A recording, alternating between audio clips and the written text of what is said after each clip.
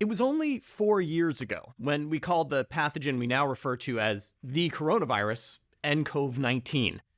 It was in many ways more descriptive than what we have today. The little N there stood for novel. And it was really that little N that caused us all the trouble.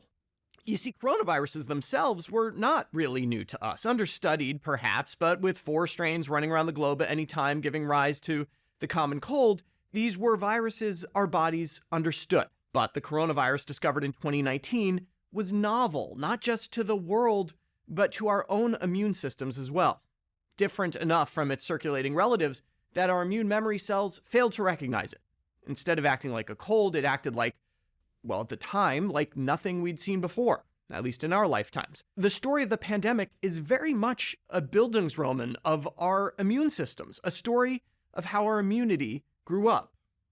The difference between the start of 2020 and now, where infections with the coronavirus remain common but not as deadly, can be measured in terms of immune education. Some of our immune systems were educated by infection, some by vaccination, and many by both. When the first vaccines emerged in December of 2020, the opportunity to educate our immune systems was still huge, though at the time, an estimated 20 million had been infected in the US and 350,000 had died. There was still a large population that remained immunologically naive. I was one of them. If 2020 and early 2021 was the era of immune education, the post-vaccine period was the era of the variant, from one COVID strain to 2 to 5 to innumerable. Our immune memory, trained on a specific version of the virus or its spike protein, became imperfect again, not naive. These variants were not novel in the way COVID-19 was novel, but they were different, and different enough to cause infection. Following the playbook of another virus that loves to come dressed up in different outfits, the flu, we find ourselves in the booster era, a world where yearly doses of a vaccine, ideally matched to the variants circulating when the vaccine is given, are the recommendation, if not the norm. But questions remain about the vaccination program, particularly around who should get it. And 2 populations with big question marks over their heads are 1, people who have already been infected, and 2, kids, since their risk of bad outcomes is so much lower. This week, we finally have some evidence that can shed light on these questions.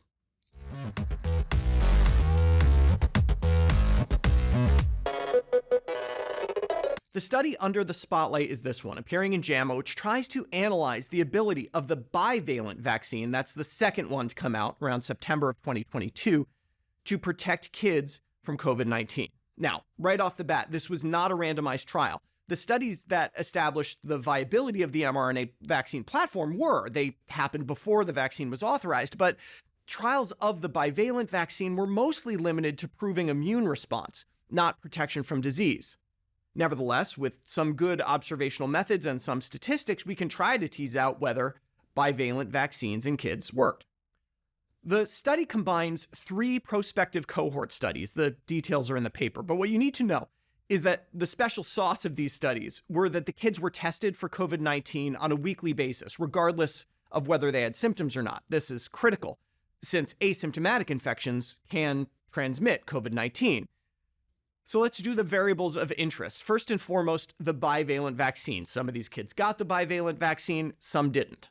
Other key variables: prior vaccination with the monovalent vaccine. Some had been vaccinated with the monovalent vaccine before, and some hadn't. And of course, prior infection. Some had been infected before, either based on nasal swabs or blood tests. So let's focus first on the primary exposure of interest, getting that bivalent vaccine. Again, this was not randomly assigned. Kids who got the bivalent vaccine were different than those who did not. In general, they lived in smaller households. They were more likely to be white, less likely to have had a prior COVID infection, and quite a bit more likely to have at least one chronic condition. To me, this constellation of factors describes a slightly higher risk group, so it makes sense that they were more likely to get the second vaccine. So, given those factors, what were the rates of COVID infection? After nearly a year of follow-up, around 15% of the kids who hadn't received the bivalent vaccine got infected, compared to 5% of the vaccinated kids. Symptomatic infections represented roughly half of all infections in both groups. After adjustment for those factors that differed between the groups, this difference translated into a vaccine efficacy of about 50% in this population. So that's our first data point. Yes, the bivalent vaccine worked. Not amazingly, of course, but it worked. What about the kids who had had a prior COVID infection? Somewhat surprisingly, the vaccine was just as effective in this population.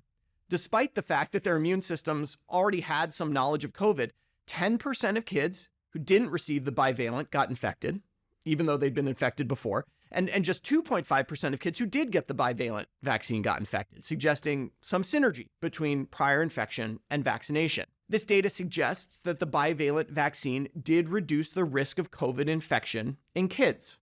All good.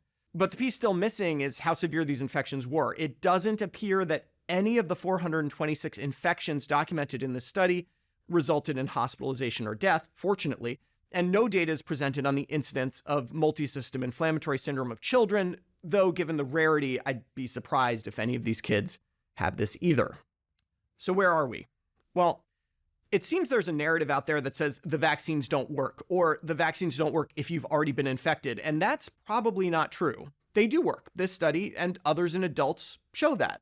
If they work to reduce infections, as this study shows, they should also work to reduce deaths. It's just that death is so rare in children, fortunately, that the number needed to vaccinate to prevent one death is very large. In that situation, the decision to vaccinate comes down to the risks associated with vaccination, which so far seem quite minimal.